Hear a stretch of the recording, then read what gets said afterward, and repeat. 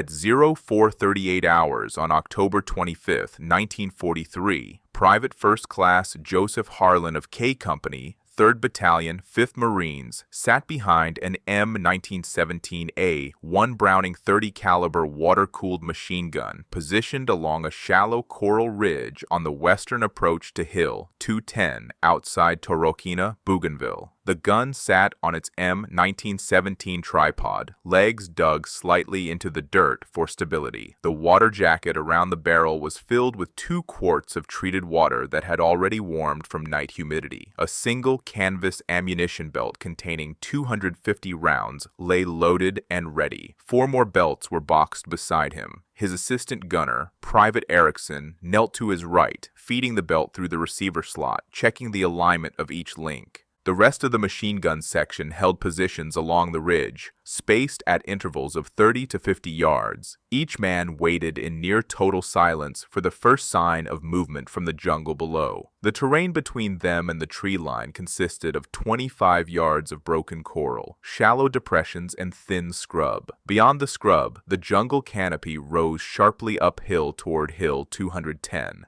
At 0454 hours, runners delivered updated intelligence. A Japanese infiltration attempt overnight had pushed through the far left perimeter, forcing A Company to reposition.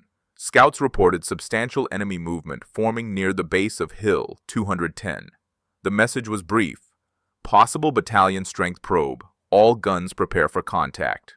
Harlan made final checks. He inspected the feed piles on the top cover. He tightened the traverse and elevation T and E mechanism until there was slight resistance. He tapped the water jacket with his knuckles, still cool enough for sustained fire, though the humidity would accelerate boil-off. At 0506 hours, the first sound arrived. It was not shouting, not small arms fire. It was the crunch of weight shifting across coral in low bursts, dozens of feet, maybe more. Erickson whispered that he could hear metal, possibly bayonets or entrenching tools clinking against equipment. Harlan kept both hands on the spade grips of the M1917A1. He lowered his head behind the rear sight. Visibility remained limited. Dawn light filtered through low clouds, turning the ridge into a flat gray silhouette. At 0511 hours, a Japanese forward element broke the tree line. 5 men, rifles at the ready, helmets low. They moved in a crouch toward the scrub. No one in K Company fired yet. They waited for the order. More shapes appeared behind them. 10, then 20. A second column followed, then a third. Their movement was divided into 2 files, but broadening quickly. Harlan recognized the pattern. Standard Imperial Japanese Army preparatory assault formation, the type used before mass charges. At 0513 hours, K Company's platoon leader gave the order. Guns free. The ridge erupted with automatic fire. 3 M1917 A1s and 1 M1919A4 on the far right opened up, their tracers cutting horizontal lines through the scrub. Japanese troops dropped immediately, some moving to prone, others darting backward for cover. Harlan locked his sights on the largest cluster and squeezed both spade triggers. The M1917A1 roared. Its rate of fire, approximately 450 rounds per minute, created a steady, controlled rhythm. Steam vented around the water jacket cap as the water inside began to heat. The front sight post remained stable. Harlan adjusted the T and E slightly left, sweeping the burst across the advancing line. Erickson fed the belt steadily, palm guiding the canvas as the rounds entered the receiver. Within the first 30 seconds, Harlan expended about 60 rounds. Japanese troops scattered but quickly returned fire. Rifle shots cracked across the ridge. Several rounds struck the coral just in front of the gun's legs, sending white fragments into the air. Another round hit the water jacket, but at a shallow angle and without puncture. At 0516 hours, the Japanese assault intensified. A bugle sounded from the jungle. Additional troops surged forward. A mortar round landed behind Harlan's position, throwing dirt and smoke across the ridge. Erickson ducked, shielding the belt. Harlan continued firing. He kept the bursts between 4 and 6 seconds, controlling heat buildup. The water inside the jacket now produced light steam. Condensation rolled down the sides. The barrel remained stable. At 05:19 hours, a second wave emerged, larger than the first. Estimates later placed the total enemy force at approximately 400 men, nearly a full battalion from the Japanese 23rd Infantry Regiment. They moved in staggered lines, using natural dips in the terrain for cover. At least 2 light machine guns opened up from the right flank, firing Type 96 LMG tracers toward the ridge. K Company's line returned fire across its entire length. Then, at 05:21 hours, everything changed. A mortar shell landed directly behind Harlan's gun. The concussion threw Erickson sideways, knocking him into the ammunition crate.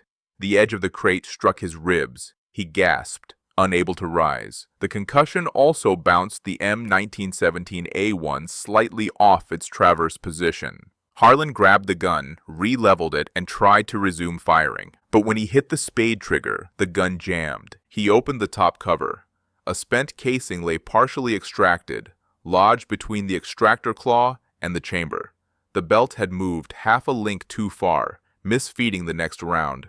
Classic stoppage. He reached for his cleaning rod, standard procedure for a ruptured case or stuck casing. Before he could insert it, a rifle round struck the top cover of the M1917A1. The impact dented the metal inward, deforming the hinge and preventing the cover from closing properly. The gun was now loaded, jammed, and unable to lock fully. Erickson tried to speak but collapsed backward, clutching his side. Harlan checked him quickly, breathing but unable to sit upright. The rest of the machine gun section was engaged with their own targets. Harlan saw no movement from the gun to his left. The gun to his right fired sporadically as its crew repositioned. At 05:23 hours, the Japanese surge accelerated. At least 60 men advanced toward Harlan's section alone. Some fired rifles, others held grenades. A few carried Type 99 Arisaka rifles with bayonets fixed. A coordinated rush was forming. Harlan knew they would breach the ridge within minutes unless he restored fire. He kept low, braced his knee inside the tripod legs, and assessed the damage. The top cover could still close if forced, but it would not lock down tight. The extractor might still cycle if the casing obstruction cleared. He gripped the cleaning rod. Incoming fire cracked overhead, striking coral with sharp pops. Dirt and debris fell around him. He leaned in, inserted the rod into the chamber, and forced the stuck casing free. The casing dropped out through the open bottom of the receiver. He realigned the belt. Several links had bent from the shock of the earlier blast. He tore off 3 damaged rounds and fed the belt through manually. The top cover, dented badly, resisted closing. Harlan placed both palms on the cover and forced it down. The bent hinge barely engaged. He hit the trigger. Nothing. He hit it again. The gun cycled once, firing a single round, and jammed again. The Japanese were now within 40 yards. Harlan made a decision. He ripped the top cover back open, reached into the receiver, and removed the feed lever spring, forcing the gun into a semi-functional mode where each round would require manual cycling by pulling the bolt back with the operating slide handle on the right side. It was no longer a machine gun. It was a hand-cycled, belt-fed .30 caliber rifle. But it could still fire. The Japanese assault reached 30 yards. Harlan pressed the belt into the feedway, pulled the bolt back manually, chambered around, aimed, and fired. He pulled the bolt again, fired again. The rhythm was slow, 1 round every 2 to 3 seconds, but steady. Each shot struck the dense cluster of troops moving up the slope. Each time he fired, he saw impacts among the front ranks. K Company's line had thinned. The other 2 machine guns were under heavy pressure. One had stopped firing entirely. Riflemen along the ridge fought from prone positions, reloading as quickly as they could. At 05:25 hours, Japanese troops reached 20 yards. Grenades arced through the smoke. Harlan fired again and again. He used the T and E mechanism with his left hand to adjust traverse while cycling the bolt with his right. The water jackets smoked from heat. The dented top cover rattled with each bolt pull. A grenade landed 6 feet away. Harlan dropped low. The blast sent coral shards into the air. Pain shot through his right forearm, but he kept cycling. The Japanese assault slowed, then stalled. Bodies clogged the approach path. Those behind them hesitated, regrouping behind the low scrub. A second wave shifted left, attempting to flank the ridge. Harlan swung the gun, one bolt pull at a time, tracking movement through the sights. Each shot was deliberate. Each impact was visible. He could not fire fast, but he could fire accurately. At 05:28 hours, the Japanese prepared another push. A whistle blast cut through the smoke. Another 60 to 80 men advanced in staggered rushes. Harlan switched to his second ammunition belt. Erickson, still prone and barely conscious, pushed the edge of the crate closer with one hand. Harlan fed the belt himself, guided by muscle memory. He locked the damaged cover as best he could. He resumed firing, hand cycling nonstop. By now, the water jacket hissed. Steam jetted from the cap. The barrel temperature reached levels unsafe for sustained firing, but the slow rate of hand cycling prevented catastrophic overheating. The Japanese continued their advance. Rifle fire intensified. Several rounds struck the tripod legs. One round pierced the water jacket, sending a high-pressure burst of steam into the air. Water drained rapidly. Harlan ignored it. The barrel glowed dull red in the dim light.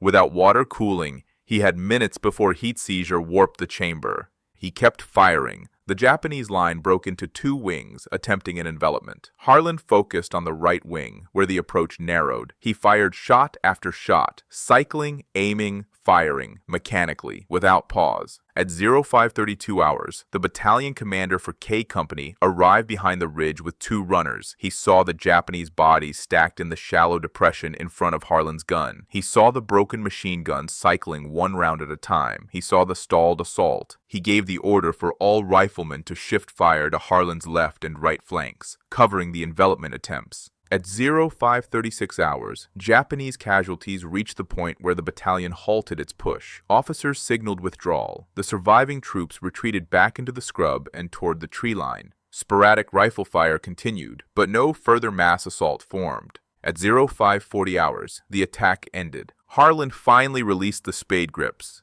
The M1917A1's barrel glowed.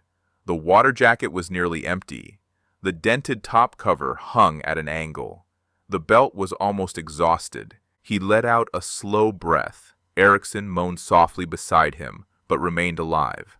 Medics reached their position at 05:46 hours. Erickson was carried to the rear. Harlan's wounds were treated on the spot. Multiple lacerations, shrapnel embedded in his right arm, and burns from steam exposure. None were life-threatening. Maintenance crews inspected the machine gun. They found ruptured water jacket, deformed top cover hinge, damaged feed tray, bent link section, extractor wear, barrel overheating near failure. They also found 168 empty casings from hand-cycled firing alone, scattered in a rough arc behind the tripod. Later analysis estimated that Harlan's improvised fire had inflicted significant casualties. Combined with the other guns on the ridge, the defense halted a Japanese force of approximately 400 soldiers. In the final report, the battalion commander wrote, "He continued firing an inoperable machine gun by hand, maintained position when all others around him were suppressed or injured. His fire prevented breakthrough of K Company's line and stopped a battalion-level assault." The notation in the official record was simple. Machine gun disabled. Marine continued firing manually. Position held. The Japanese battalion withdrew to reorganize, but never attempted another large assault on that sector. And the M1917A, one that couldn't fire, had delivered every round that mattered.